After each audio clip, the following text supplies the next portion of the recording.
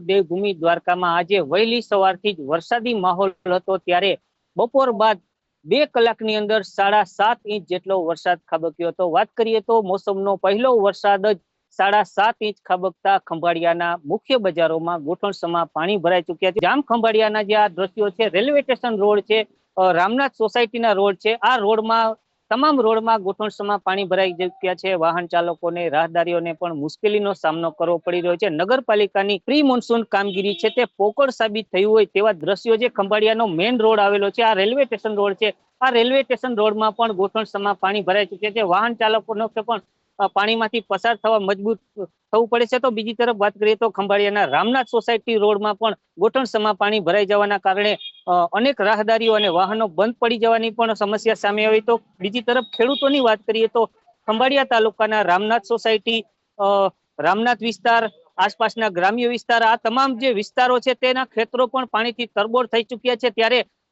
ખેડૂતોની વાત કરીએ તો ખેડૂતોને પણ ખુશીનો માહોલ છે, કેમ કે પ્રથમ 7 ઇંચ જેટલો વરસાદ વરસતા જે વાવણી છે તે વાવણી પણ ખેડૂતો કરશે, ત્યારે ખેડૂતોને હાલ ખુશીનો માહોલ જોવા મળી રહ્યો છે। 6 થી 8 વાગ્યાના સમય દરમિયાન ભાણવરમાં 2 ઇંચ જેટલો વરસાદ વરસ્યો હતો। ત્યારે કલ્યાણપુરની વાત કરીએ તો કલ્યાણપુરમાં સામાન્ય વરસાદી ઝાપટું હતું। દ્વારકામાં અત્યારે વરસાદ નથી, પરંતુ જામ ખંભાળિયાની વાત કરીએ તો જામ ખંભાળિયામાં વહેલી સવારે સામાન્ય વરસાદ હતો। ત્યારબાદ બપોરે 3 વાગ્યાથી 4 વાગ્યાના સમય દરમિયાન જે વરસાદે તોફાની બેટિંગ શરૂ કરી હતી, આ તોફાની બેટિંગમાં અંદાજિત 7.5 ઇંચથી વધુ ખંભાળિયામાં વરસાદ ખાબકી ચૂક્યો છે। ત્યારે ખંભાળિયામાં તમામ બજારોમાં પાણી ભરાઈ ચૂક્યા છે અને રામનાથ સહિત જે મુખ્ય બજારો છે તેમાં ગોઠણસમા પાણી ભરાઈ ચૂક્યા છે। ખંભાળિયા તાલુકાના જે આસપાસના ગ્રામ્ય વિસ્તાર છે તે ખેડૂતોએ પોતાની ખેતી કમ્પ્લીટ તૈયાર કરીને રાખી હતી, વાવણીની રાહ જોતા હતા। વરસાદ આવે ત્યારે મગફળી સહિતના જે પાકો છે તે વાવવાના હોય છે ખેડૂતોને, ત્યારે આ વરસાદ છે તેને સોના સમાન સાબિત થઈ ચૂક્યું છે। કાચું સોનું વરસ્યું હોય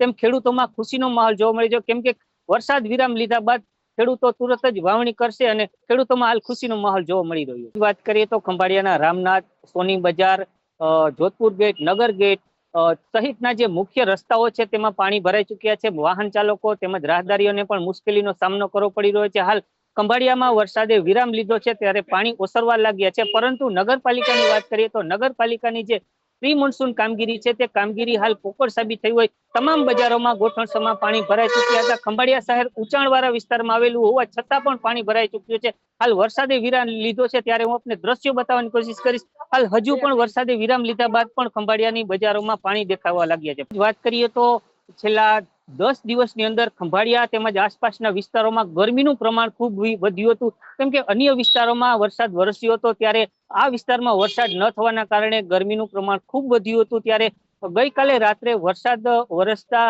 જે લોકો છે તેને ગરમીમાંથી ખાસ રાહત મળી છે।